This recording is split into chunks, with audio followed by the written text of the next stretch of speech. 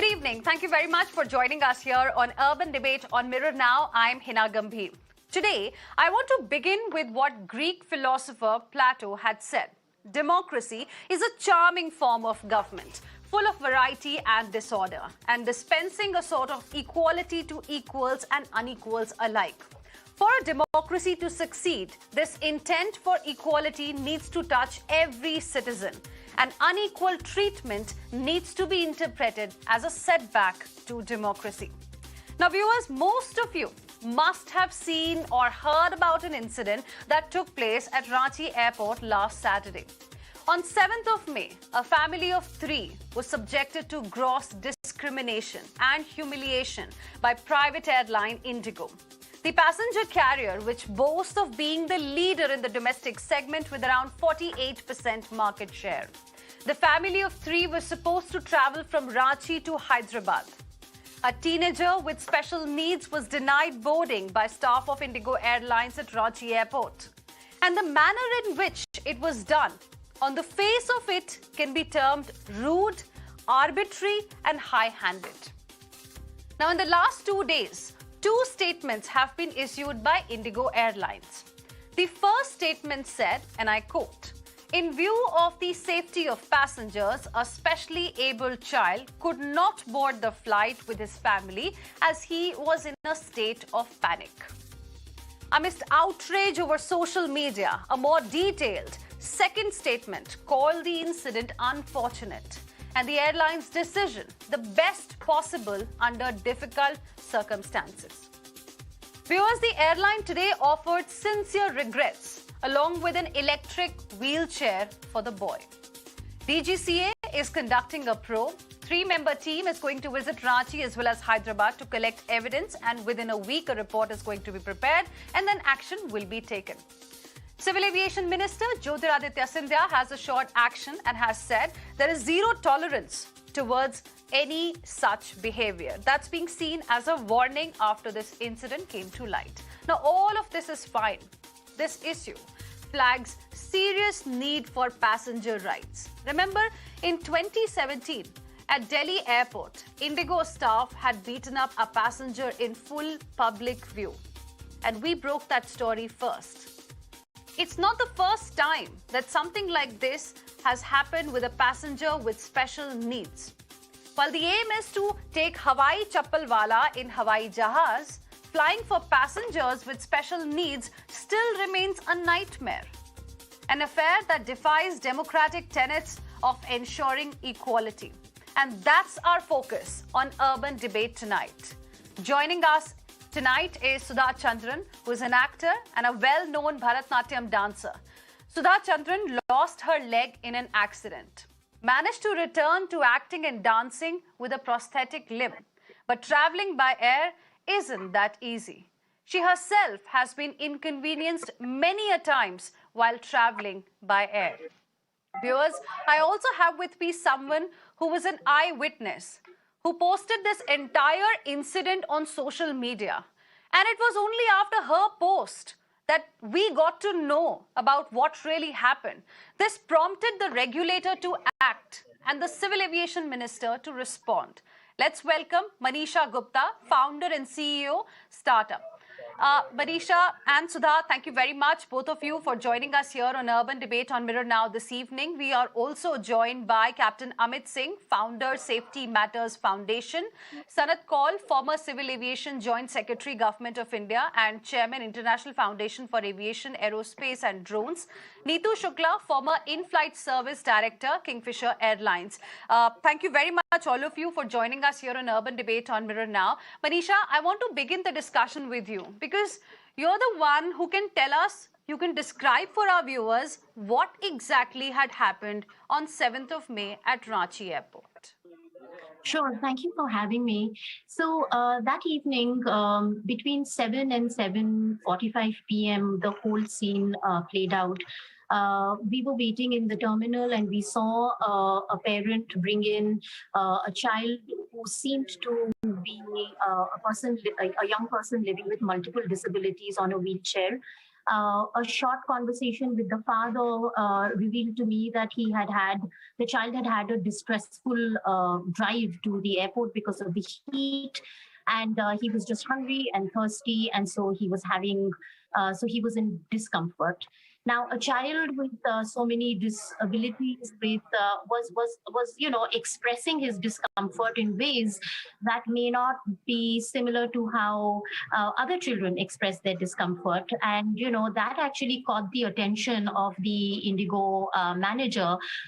So the child was crying or moaning, which is an expression of communication for children who live with these conditions. But the Indigo manager went up and said, "Look, ma'am, if your child does not start to behave normally, we are not going to board him." And that actually accelerated a whole series of pressures. But finally, by the time it was boarding had opened, we saw how the parents had coaxed and cajoled the child, fed the child, given the child water, and the child was ready to board. But this manager came up and said, "He is unfit. This is unruly behavior. He is in a panic mode. He is unsafe for other passengers." And that was when all the passengers stood up and really rallied around and provided and gave to the manager a whole set of very logical and reasonable arguments, saying, "Look, we don't have any problems with this child traveling with us." It seemed like this was not the first time the child was traveling. The child has traveled multiple times on Indigo, and it has been quite all right. And then there was a delegation of doctors who said, "We are traveling with this child. We will offer unconditional support." But the gentleman over here was absolutely adamant and steadfast.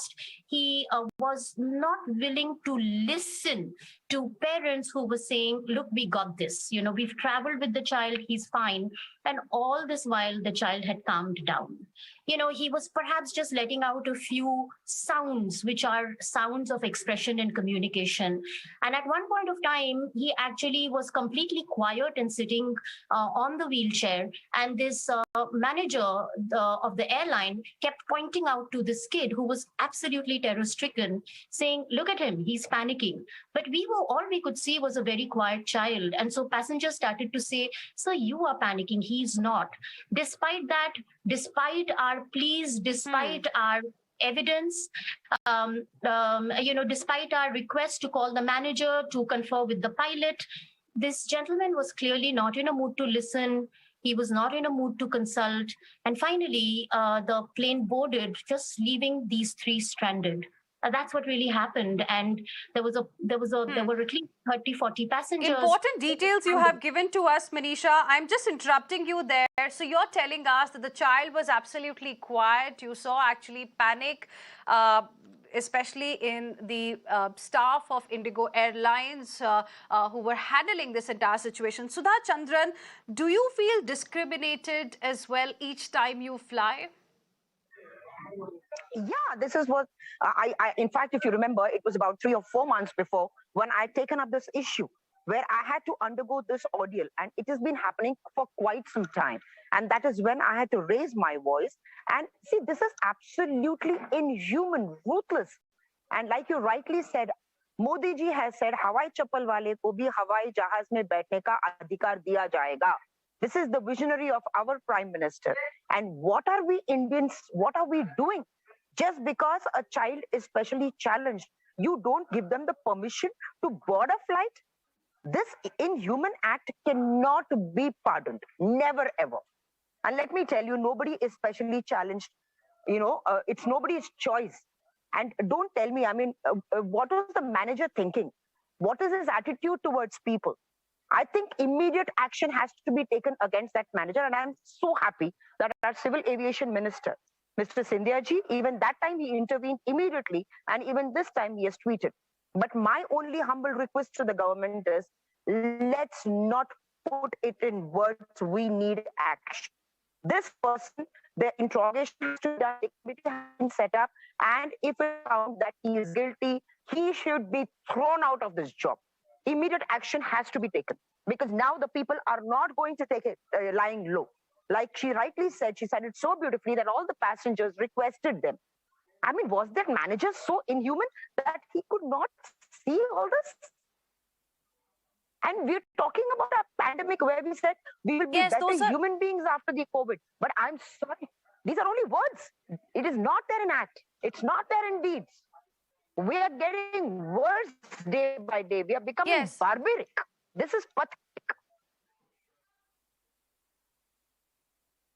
Very important point you have raised, Advait Sudha Chandran. You know, we had a discussion at that time as well in October last year when you also had Yes. to face a lot of problems. Captain Amit Singh, these incidents have happened. I broke a story about an Indigo passenger way back in November 2017 who was also in a way thrashed by the ground staff of Indigo at IGI airport. And what happened after that? The attitude, it seems, has not really changed. We just heard the experience of Ms. Sudha Chandran. What changed after that?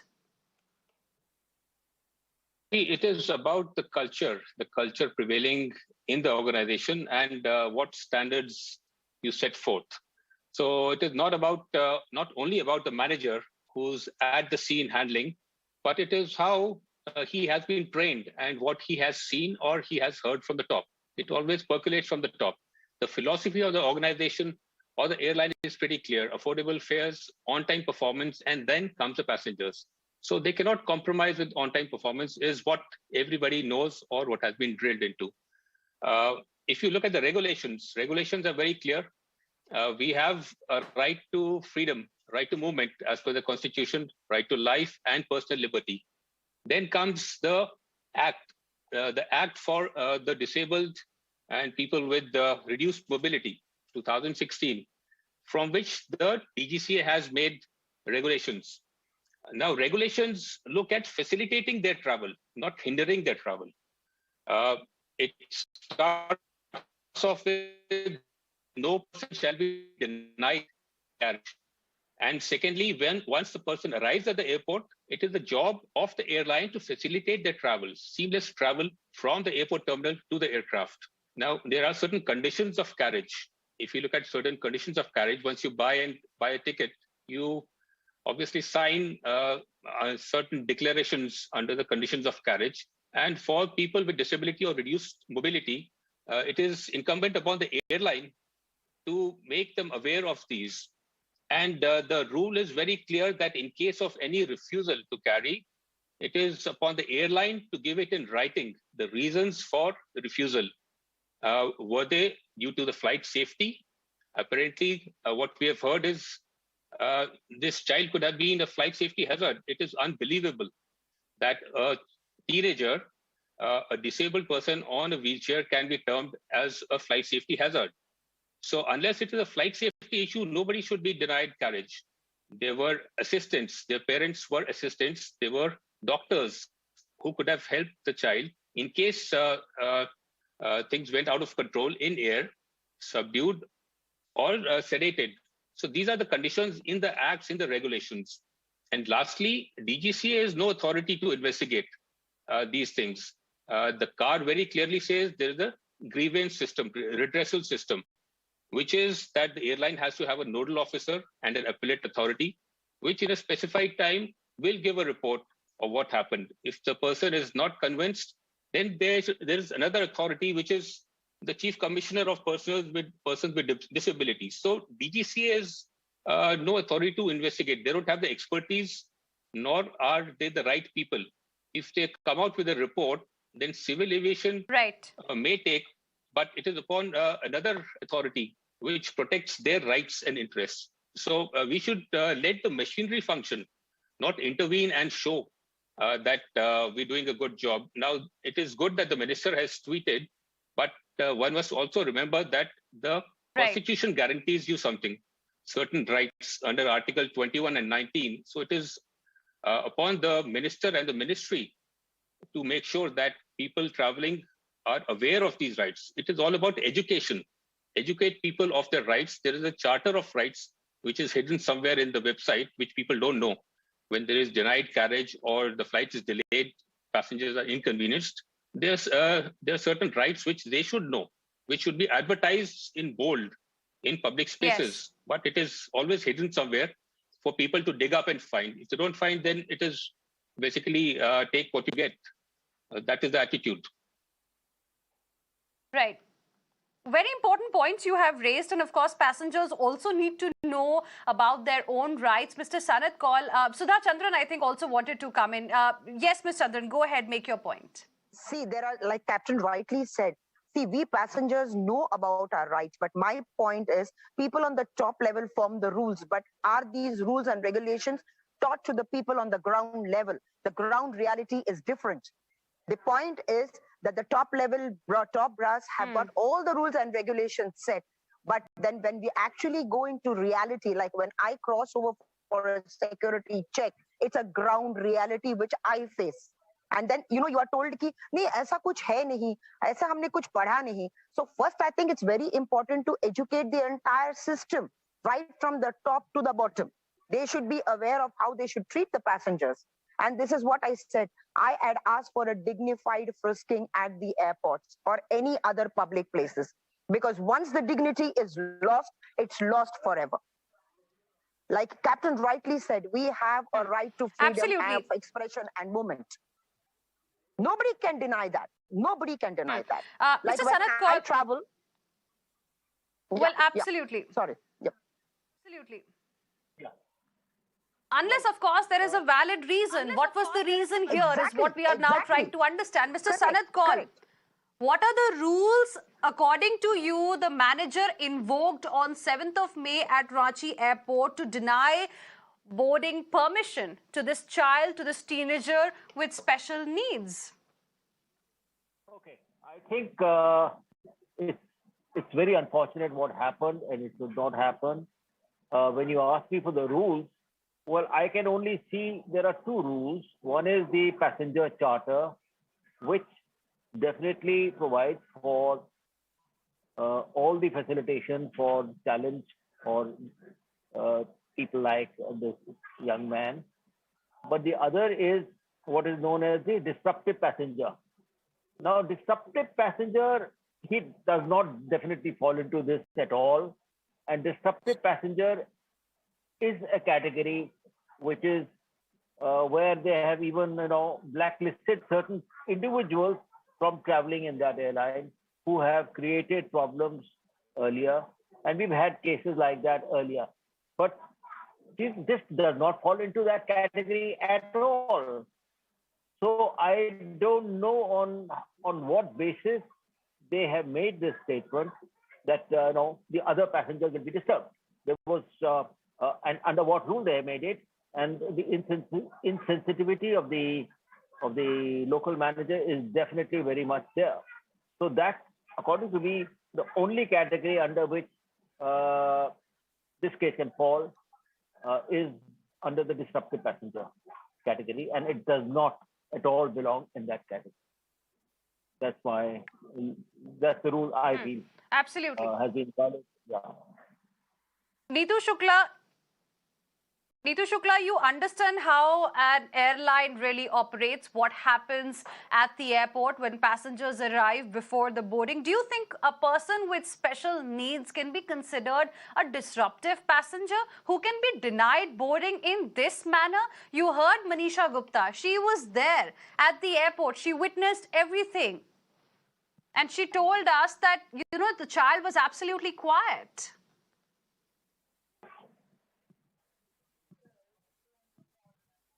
Fortunate, and everybody would really be, I don't think anybody would take a contrary view to empathizing with the parents and the child in this situation. There is, however, an aircraft rule. It's Aircraft Rule 24A, which talks about mentally challenged passengers while they travel. The rule clearly states that if you're mentally challenged and if you have an episode or if you are troubled in some way, then there has to be sedatives which are carried for such passengers. When they say that you may be a danger, they don't just mean to the co-passengers. They also mean to themselves. We don't know how a person might react in air or what might happen in air. Unlike a car travel or a train travel, you can't stop and have somebody attend to you immediately. In case of an air travel, it causes a lot more issues than that. For example, if this leads, I believe the child was having a panic attack, the duration is about 10 minutes. We cannot predict whether he would have another episode in air. It would not be good for the child. It would not be good for the parents. It would definitely not be good for the co-passengers. More than anything for the child. I believe what the airline did, and please correct me if I'm wrong, is they put them up in a hotel and then they boarded them on the flight the next morning. Now, a mentally challenged passenger comes in a very different category from a disruptive passenger who may have consumed alcohol or somebody who's just generally difficult to deal with. Which is very different from Ms. Sudha Chandran's case. Ms. Sudha Chandran, I believe, faces issues at security check, which is handled by CISF. Yes. This was a ground staff issue. So there are multiple layers when you travel through air travel. And an air travel is not as simple as traveling by train. It has certain limitations because of the kind of travel that it is. If suddenly the child would have an attack in air, it would not be possible to land the aircraft immediately. They would need to find a suitable airport or an airport close by to land. There's a lot of logistics that are involved, whether the airline had ground support or not. I think they just erred on the side of caution. Which is the call that most airlines would take. I think there's a very different view of this which is being taken because people saw the episode and saw the child calm down. But they wouldn't know whether the child would have another episode in air and whether there were sedatives which were being carried, whether there was a doctor's certificate which certified him fit to travel. It is really sad, and honestly, I don't imagine anybody would think otherwise for the parents. But unfortunately, air travel is such a thing. When Mr. Modi says everybody, even in a Hawaii chappal, can travel, I'm sure he doesn't mean by compromising airline safety for the person who's involved or for the co-passengers around. All your rights come with responsibilities and duties. So one of the responsibility for the ground staff is to ensure a safe flight. For the airline, it's to ensure a safe flight. And I think they did a decent job of it by putting them up at their expense through the night and boarding the child on the first flight in the morning. So according to me, it comes under Aircraft Rule 24A, which has very clear guidelines on dealing with mentally challenged children or adults. Well, you're right when you say that, of course, rules are there and they need to be followed. But Sanat Kaul, is that what the rule says, that what we are seeing in the visuals? I mean, there is argument that's taking place. I mean, why did this manager not consult the doctor of the airport to check if this child is fit to fly or not? Was there a doctor present why at the airport? Why on earth did he suddenly decide that he and the family won't be allowed to board the aircraft? Well, I think there's a lot of... Okay, there is no doctor at night. So if there is some problem at the airport with any passengers at night, where should those people go? Mr. Sanat Kaul, then Sudha Chandran, then Manisha Gupta. Yes. I'm not saying there was a doctor or not. I'm just asking whether there was a doctor. So I just want to come in here, sorry, and I'm just coming in. But, Manisha, 1 second. Let Mr. Sanat Kaul respond. I'll come to you. It is, as Mr. pointed Kaul, out by Neetu Shukla ji, that there is a rule of 24A, which I had forgotten, which can, they have to, it's a discretion at that time, whether there was a doctor or not, whether they were carrying a report card, I don't know. So there is some justification at the local level, because if a passenger becomes sick or this thing, how does the airline manage? Yes, there were some doctors who were also flying, it seems, who said we will help. Exactly. Maybe, but I am not very clear that that is enough. The discretion of the manager there is, he must have given something in writing to his bosses why he did not allow the passenger to go. So these are issues in which there can be a lot of emotionalism, and it is very unfortunate. But it has to be seen with a more mature angle, that what was the thing which was facing Indigo, that they took a decision not to allow boarding. They put them up in a hotel and then allowed them to go.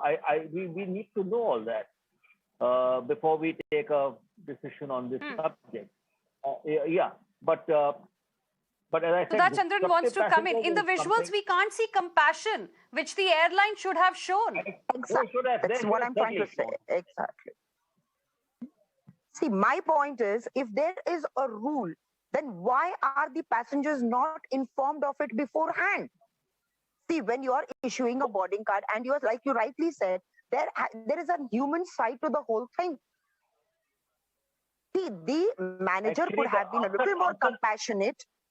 He could have been a little more compassionate. But why this ruckus? Ignorance of rule in the entire government structure is not an excuse. You're supposed to know all the rules. I don't know how you get to know all the rules, but you should know. No, I know. I do accept the fact. I do accept it. But see, when we are booking our tickets, please inform the family that this is the rule. In case something like this happens, be prepared for it. Like when I travel, I always carry my medical certificate because I've been informed by the Jaipur Food Center. I have the entire medical documents with me. So in case anybody interrogates, then I have these documents to support it. So obviously the family must have carried it with them. Since Absolutely. the child has been, yes, and the child is a frequent flyer. It's not that he's flying for the first time. Right. I just want to come in here. And Manisha, if I'm not wrong, this happened just before the boarding. So it means the security check had already happened. The check-in of baggage had already happened. Absolutely. So, you know what really happened, to respond to some of the points that have been raised here. These were very rule-abiding people. They have traveled, and I believe the CEO of Indigo in an interview earlier today has said that this parent and child have traveled not once but more than 20-30 times over Indigo, right? So they won't be unaware of the rules. I clearly saw, as did many people, that they were carrying medicines. The doctors who were co-passengers asked the manager, why don't you call the doctor from the airport? Why don't you call the airport doctor to certify? Are we really talking about a child who was mentally challenged? I mean, what are those definitions? Are we just assuming this child was mentally challenged? Right? It's a very broad spectrum that you're talking about, right? And also, when we kept on, I am sure that there are rules, but I'm sure an airline, as a gentleman said, what is the culture? What is the culture? What is the behaviors and practice of inclusion, of respect, of giving, of dignifying your passengers, with which you go and actually enforce those rules? Madam, I was there, and at no point of time did the manager take the family to a quiet corner, explain to them what the issue was, and assure them that they would be allowed to take the next flight, give them the santwana, right? Give them the assurance, give them the dignity that they would post them up, at the hotel. None of that happened. Here was what we really saw was power imbalance. There can be rules, but there is a certain in the service sector, right? You can't be lashing out rules like you were the beholder of overall power and authority. And that was the humiliation that we all experienced. And it wasn't just what, the parents experienced. We asked that manager, that assistant manager, call the manager. He said he did not. We said, can you at least confer once with the captain? He did not. So what is the decision-making process? What is the mechanism through which these rules are taken? Or can any ground staff, what is the process of escalation? Right. So, those are valid points. And Manisha, Mirror Now also formally asked Indigo for an interview with Mr. Datta to explain Indigo's side of the story. But our request was declined. And Captain Amit Singh, I want to ask you, is a manager in a situation like this the best arbiter for deciding a medical issue? Isn't he supposed to contact a doctor at the airport? And if there is a delegation of doctors in this particular flight traveling who are also asking the manager there to go and consult the doctor, why did he decide this on his own?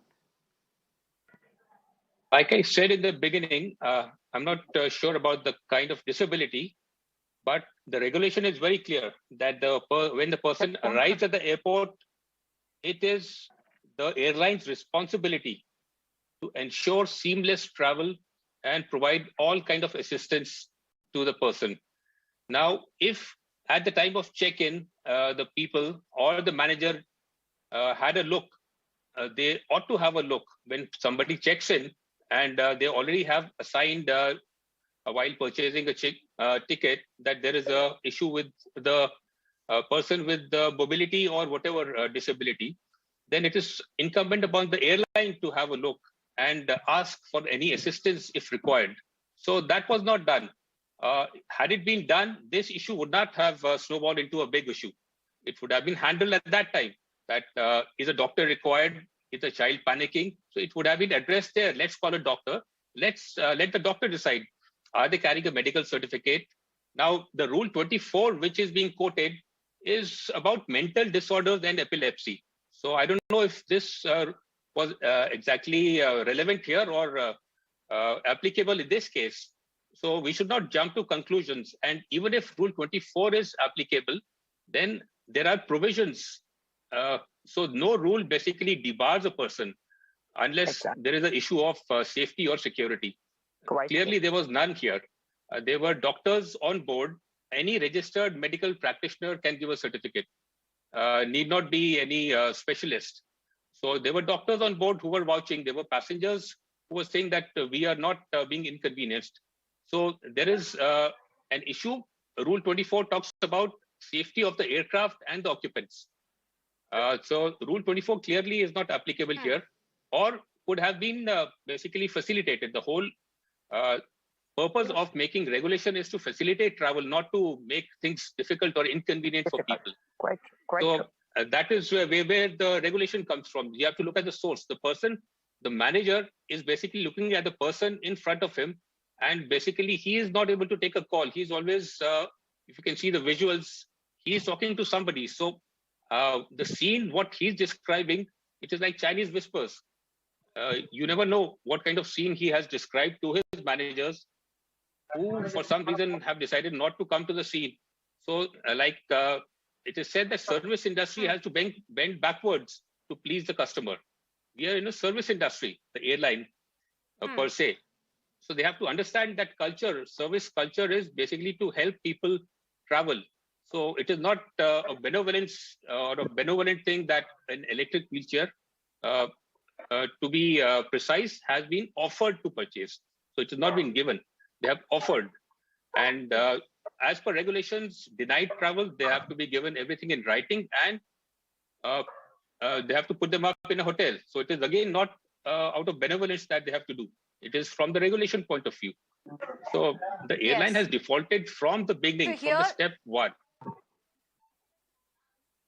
Absolutely. The Indigo manager behaved like a doctor, judge and jury all together. Neetu Shukla, will a manager of any airline for that matter dare to declare the kin of an MP or a minister arbitrarily as disruptive, the way in this case this child with special needs was suddenly declared as a threat to other passengers' safety? Are people with special needs considered threat to other passengers' safety by airlines?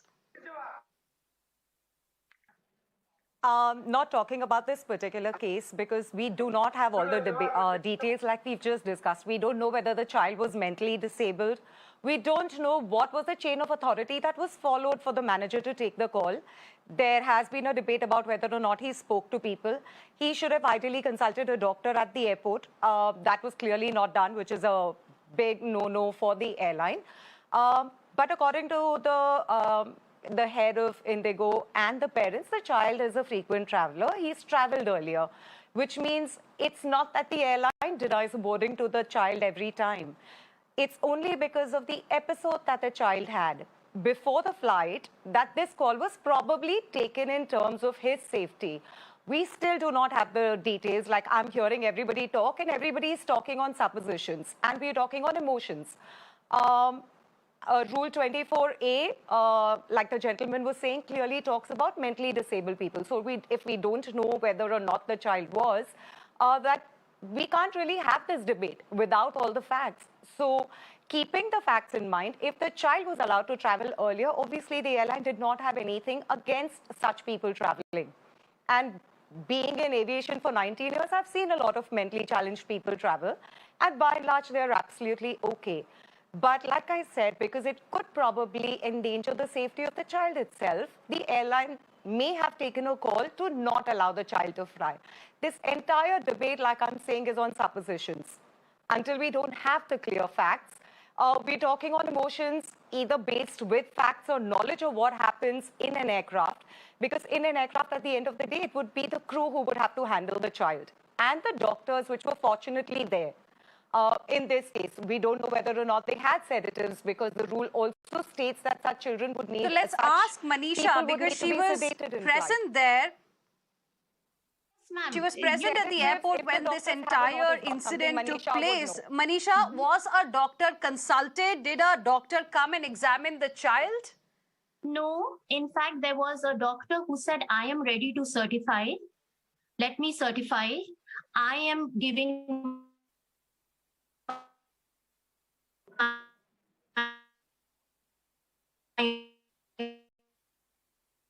Okay.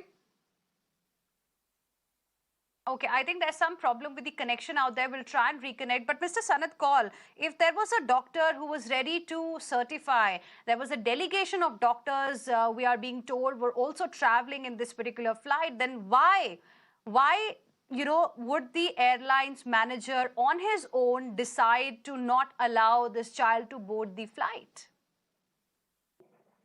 You see, I fully agree with you. And even when they on flight, if there's a heart attack or something, they call out and seek a doctor who may be traveling as a passenger, and he is requested to help out the passenger in trouble. Absolutely. So in this way, the calling of a doctor present there was fully justified. They should have requested him to certify, to have a look, to decide, and to give recommendations. This was not done. Okay. Manisha is back with us. Yes, Manisha, you were telling us that the doctor who was also traveling as part of a delegation in this particular flight was ready to give some sort of a certification? Yes, he was. And he assured the manager that he and other doctors were going to travel with this child. The response of the manager was that he could not allow the child to travel, not for his own safety, but because he was a risk to other passengers. And when I asked him to explain to me what that meant, he said behavior such as this and that of other drunkard passengers are a risk.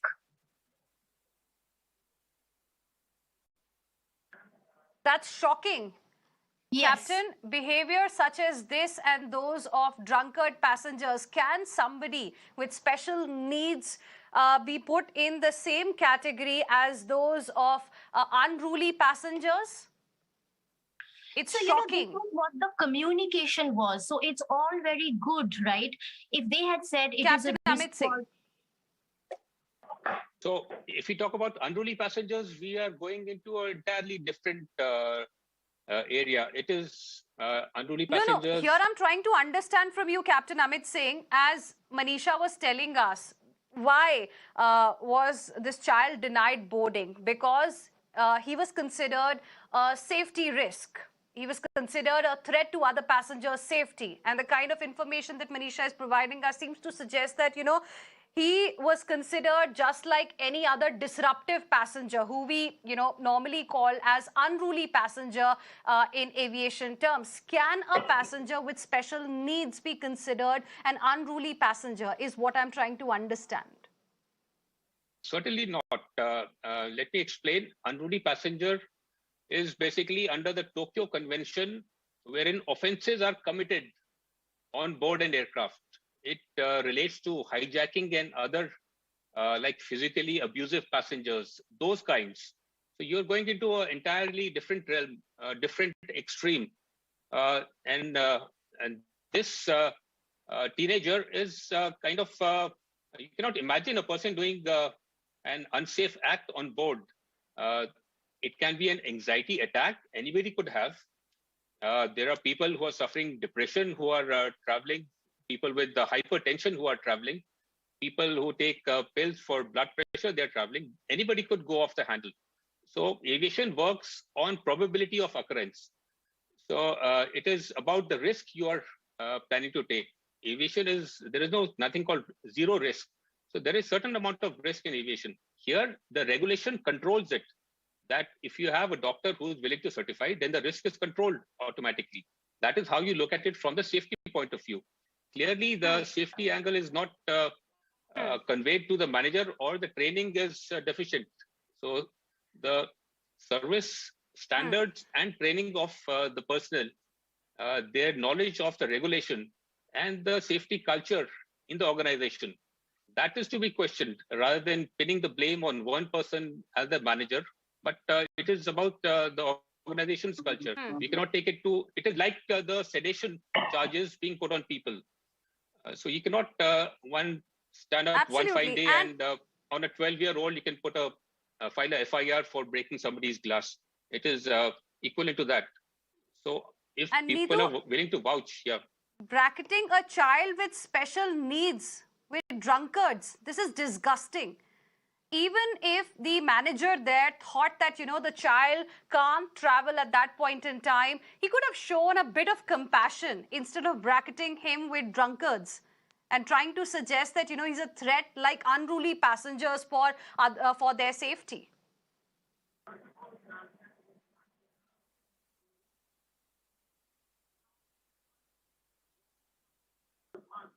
Could you unmute yourself?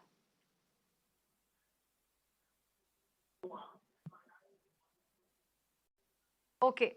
I don't think I'm able to hear Neetu. Mr. Sanat Kaul, I want to give you the last word. You heard Manisha, who was present there, and I am shocked to hear what she told us. This child was bracketed, with drunkards, a child with special needs. I mean, this is the least that somebody in the services sector can really do with air travelers. Is this what we are planning to achieve, or we do not want passengers with special needs to travel at all by air? No, I don't think it's that. It's a question of local manager not being sensitive enough to the situation. He obviously, maybe he was in a big hurry because there were a lot of people to be boarded, but he has to take care of passengers, and he cannot consider a child like that as a disruptive passenger or a threat to other passengers when doctors present there and others are saying that no, he's okay, we'll take care of him. So I think it's a question of poor discretion and no empathy, indifference, too many passengers coming in. So I think it's a localized problem which IndiGo has to sort out, and whatever penalties have to be put on IndiGo will, of course, will be decided by the government if they can do something under the law. Absolutely, and this is a compassion versus commerce battle. We can really hope. Yeah. Yes. In Europe they have. And we can really hope that this time. Yes, sir. Yeah, no, I was saying that the development of rules and regulations with regard to passenger rights are more developed in other countries, especially in the EU sector, European Union sector. They are very developed. I've had experience. But in India, they're coming up, they're still coming up. But I think there is a need to take action, to have ruling on this subject for future. Whatever has happened, they have to investigate. But for future, this should not get repeated again. That is what I want to say.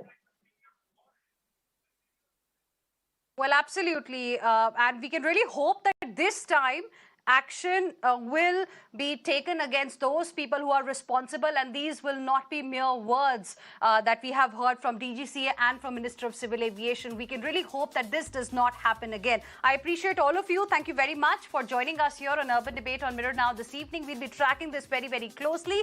Heading into a very short break, another important update lined up for you. A new twist in the sedition law debate. That's coming up for you on the other side. Stay with us.